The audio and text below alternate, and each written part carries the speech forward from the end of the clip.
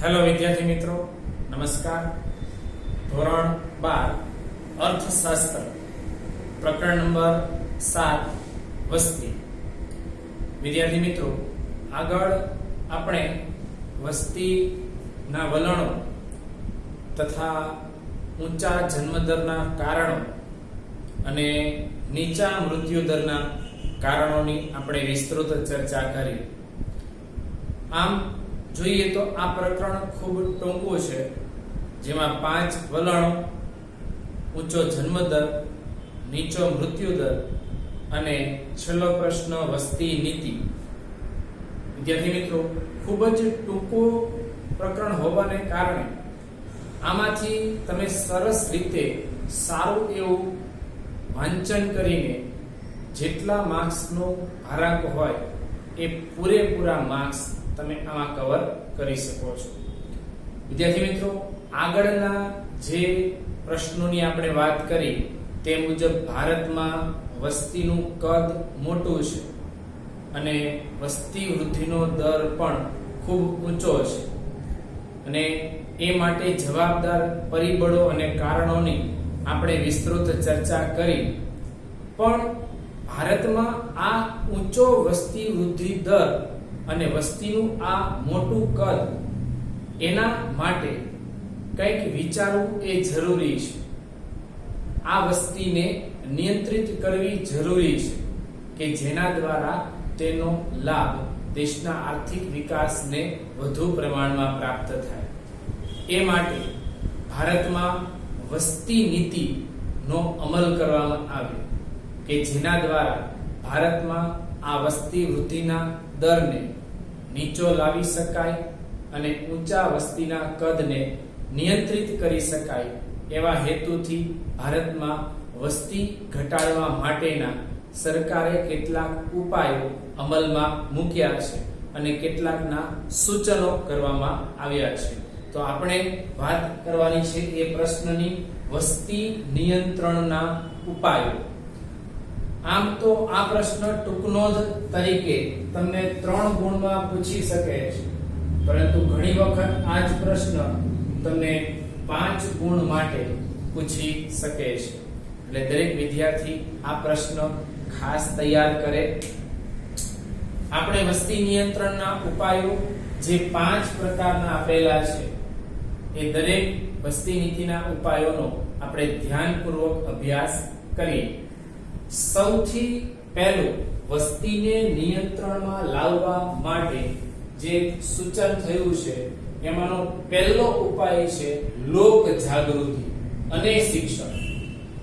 દેશની અંદર જેટલા પ્રમાણમાં દેશના લોકો વધુને વધુ જાગૃત બનશે અને વધુને વધુ શિક્ષિત બનશે તેટલા પ્રમાણમાં તેની સમજણમાં વધારો થશે અને તેના કારણે તે પોતાના કુટુંબનું કદ મર્યાદિત રાખશે, જેથી નાનું કુટુંબ અને સુખી કુટુંબ બને અને બીજી તરફ દેશની વસ્તીનું કદ જે કૂદકે ને ભૂસકે વધી રહ્યું છે એ નિયંત્રિત આપોઆપ થાય.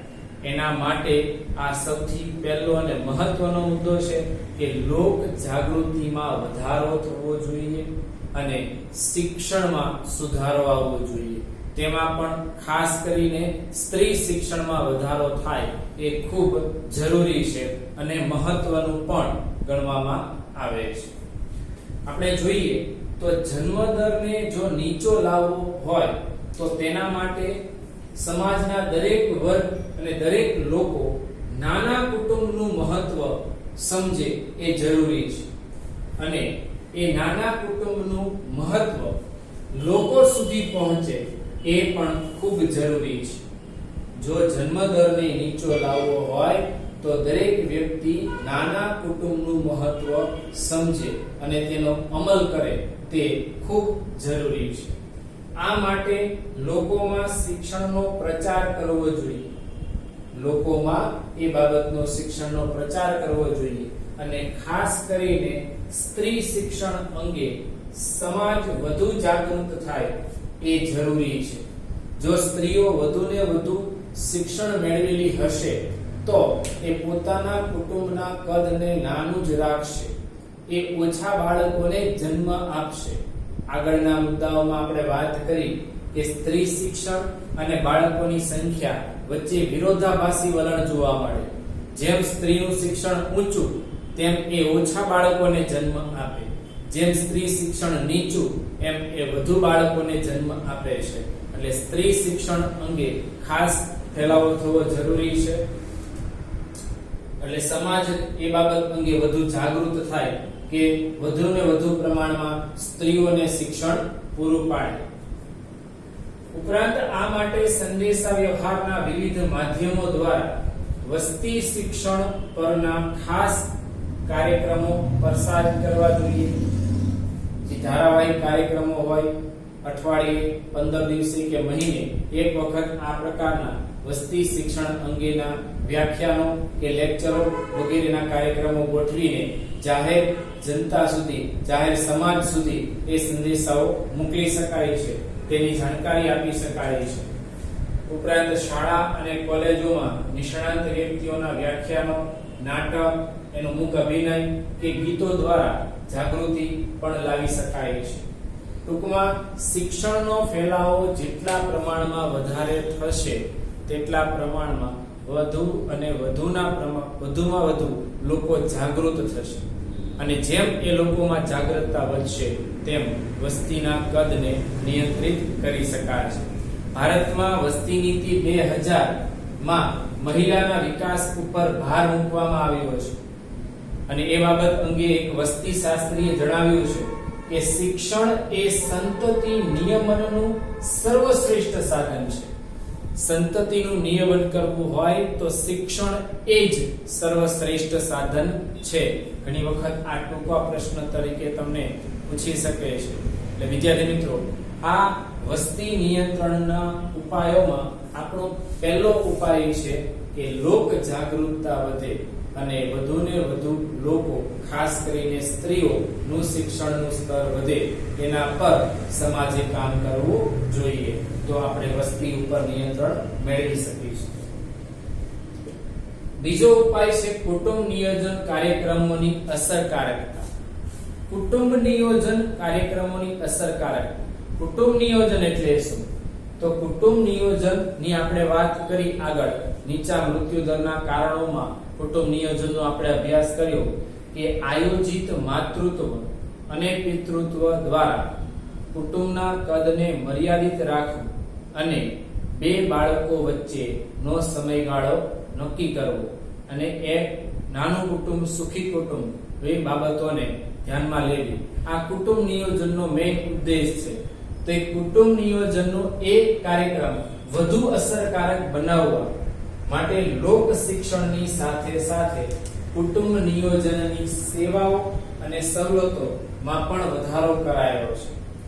કુટુંબ નિયોજનનો વધુને વધુ લોકો ક્ષમતા થાય તેના માટે કુટુંબ નિયોજન સેવાઓ અને કુટુંબ નિયોજન સવલતોમાં વધારો કરાયો છે, તથા સંતતિ નિયમનના સાધનો વધુ સાદા, સસ્તા અને સુલભ, એટલે કે સરળતાથી મળી રહે તે જરૂરી છે.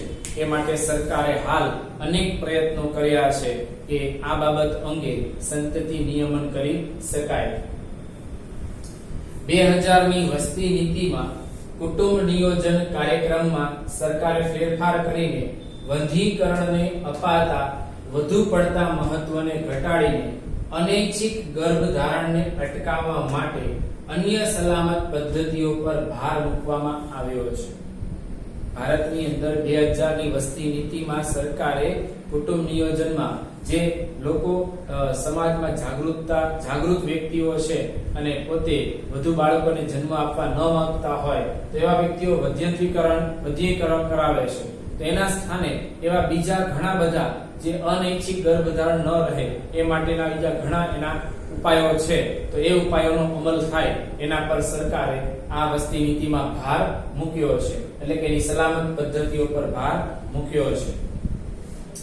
આ કુટુંબ નિયોજન કાર્યક્રમની અસરકારકતા પણ જો મોટા પ્રમાણમાં ફેલાય, એને વધુ ને વધુ એની અસરકારકતા ફેલાવવામાં આવે તો ચોક્કસપણે દેશની વસ્તીમાં નિયંત્રણ લાવી શકાય છે, વસ્તીના કદને ધીમું પાડી શકાય છે.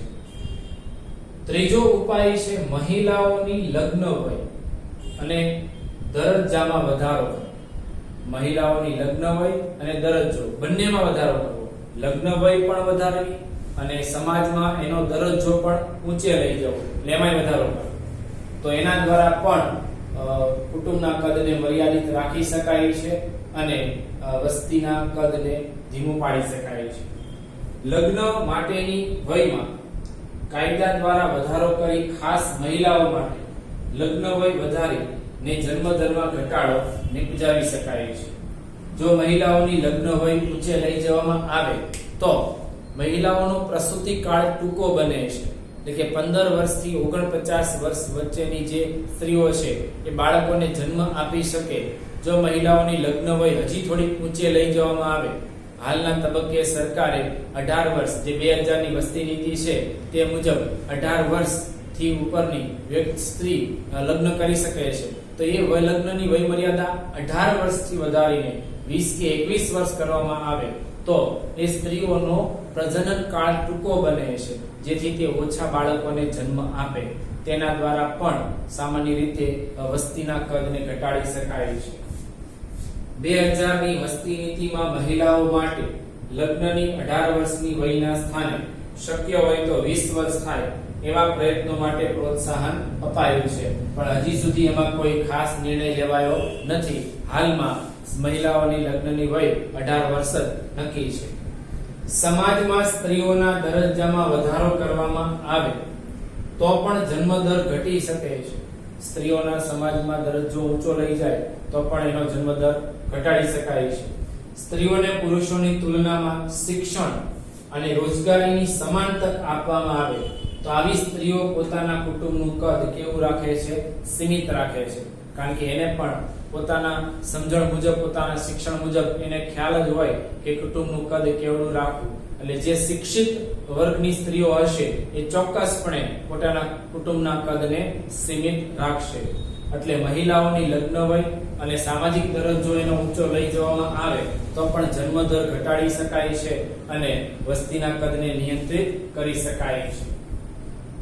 ચોથો ઉપાય આપેલો છે પ્રોત્સાહન અને બિન પ્રોત્સાહન. એટલે કે બે રીતે આપણે વસ્તીને કંટ્રોલ કરી શકીએ છીએ. પહેલા વાત કરીએ પ્રોત્સાહન. તો કે સરકાર તરફથી આપવામાં આવતા પ્રોત્સાહન અને બિન પ્રોત્સાહન એ કુટુંબ નિયોજનમાં અગત્યનો ભાગ ભજવે છે. જેમ કે વંધ્યીકરણનું ઓપરેશન કરાવનાર દંપતીઓને સરકાર તરફથી આર્થિક વળતર આપવામાં આવે. જે વ્યક્તિઓ બાળક હવે પછી ન થાય એ માટેનું ઓપરેશન કરાવે તો એને વંધ્યીકરણ કહેવામાં આવે. એ વંધ્યીકરણનું ઓપરેશન કરાવનાર દંપતીઓને સરકાર તરફથી આર્થિક વળતર આપવામાં આવશે. આના દ્વારા પણ મોટા ભાગે વસ્તીના કદને નિયંત્રિત કરી શકાય છે. આ પ્રોત્સાહનનું ઉદાહરણ છે. હવે બિન પ્રોત્સાહનની વાત કરીએ તો વધતી વસ્તીને અટકાવવા માટે ચીને બિન પ્રોત્સાહનનો દાખલો વિશ્વ સમક્ષ બેસાડ્યો છે. જેમાં તેમના મતે 2 બાળક વાળા દંપતીઓના મહત્વના લાભો પાછા ખેંચી લેવામાં આવે. 2 બાળકો વાળા દંપતીઓના મહત્વના લાભો સરકાર જે સુવિધા આપતી હોય એ પાછી ખેંચી લેવામાં આવે.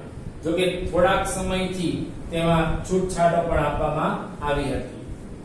ઉપરાંત ભારતની વાત કરીએ તો ભારતમાં સ્થાનિક સ્વરાજ્યની ચૂંટણીઓમાં 2 કરતા વધારે સંતાન હોય તો તે દંપતી ચૂંટણી લડી શકતા નથી. એટલે કે ઓછામાં ઓછા વધુમાં વધુ 2 સંતાન હોવા જોઈએ તો તમે ચૂંટણી લડી શકો છો, પણ 2 કરતા વધારે સંતાનો હોય તો તમે ચૂંટણી લડી શકતા નથી. આ ચોથો ઉપાય આપેલો છે. પાંચમો તબીબી સેવાઓનો વ્યાપ અને તેની અસરકારકતામાં વધારો. ભારતનો મૃત્યુદર નીચો હોવા છતાં વિકસિત રાષ્ટ્રોની સરખામણીમાં આ દર હજી ઊંચો જણાય છે. વિકસિત રાષ્ટ્રોની સરખામણીમાં આ દર હજી કેવો છે? ઊંચો છે. ભારતમાં વિજ્ઞાનની મદદ વડે પ્રજનન તથા બાળ આરોગ્ય ને લગતી સેવાઓ તથા સવલતો વિજ્ઞાનની મદદ વડે પ્રજનન તથા બાળ આરોગ્યને લગતી સેવાઓ તથા સવલતોમાં વધારો કરવો, રસીકરણની પ્રક્રિયાને સાર્વત્રિક અને અસરકારક બનાવવી, જેના દ્વારા પણ બજારમાં સામાન્ય રીતે સમાજમાં જે મૃત્યુ દર છે એના ઉપર અસર થશે અને લોકો વધારે સ્વસ્થ બનશે. એડ્સ જેવી બાબતો અંગે જાણકારી વધારવી, અન્ય ચેપી તથા જાતીય રોગોના પ્રમાણમાં ઘટાડો કરવો. આ પ્રકારના પગલાં મૃત્યુના દર તથા બાળ મૃત્યુના દર નીચી સપાટીએ લઈ જઈ શકે તેમ છે. વિદ્યાર્થી મિત્રો, ઉપરની ચાર બાબત એ જન્મદરને નીચો લાવવા માટે અને વસ્તીના કદને નિયંત્રિત કરવા માટે છે. ત્યારે પાંચમો ઉપાય એ દેશમાં જે સામાન્ય પ્રકારની બીમારીને કારણે મૃત્યુ પામતા લોકોને પૂરી તબીબી સારવાર પ્રાપ્ત થાય તો એના દ્વારા એને બચાવી શકાય છે. એ માટેના ઉપાયો અહીં આપેલા છે. એ મૃત્યુના દર તથા બાળ મૃત્યુના દર નીચી સપાટીએ લઈ જઈ શકે તેમ છે. વિશ્વમાં સૌપ્રથમ વખત વસ્તીને નિયંત્રિત કરવા માટેનો પ્રયત્ન વસ્તી નીતિ દ્વારા ભારતમાં થયો છે.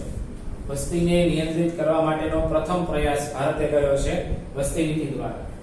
નવી વસ્તી નીતિ 2000 માટેની સમિતિની રચના ડોક્ટર એમ.એસ. સ્વામીનાથન ના વડપણ હેઠળ થઈ હતી. નવી વસ્તી નીતિ 2000 માટેની સમિતિની રચના ડોક્ટર એમ.એસ. સ્વામીનાથન ના વડપણ હેઠળ થઈ હતી. આ તમને એસક્યુ તરીકે આવો પ્રશ્ન પૂછી શકે છે, તેને પણ તમારે નોંધ કરી લેવી.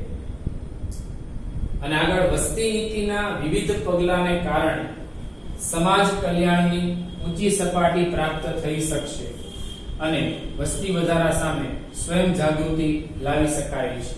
એટલે સામાન્ય રીતે જો દેશની અંદર સમાજ વધુ જાગૃત બનશે, લોકો વધુ સજાગ બનશે, શિક્ષણનું સ્તર ઊંચું જશે તો ચોક્કસપણે આ વસ્તીને નિયંત્રિત કરવામાં ભારતને સફળતા મળશે.